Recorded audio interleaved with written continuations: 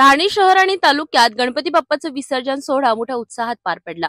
धारणीचे ठाणेदार अवतार सिंग चव्हाण आणि तहसीलदार प्रदीप शेवाळे यांच्या नेतृत्वाखाली कडक पोलीस बंदोबस्त ठेवण्यात आला होता, ज्यामुळे संपूर्ण सोहळा शांततेत पार पडला।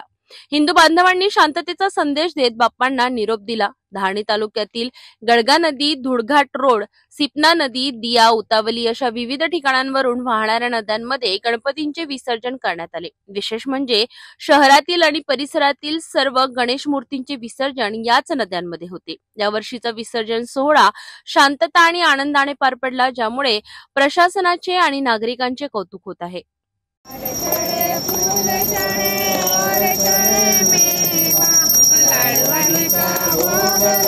संत करे सेवा,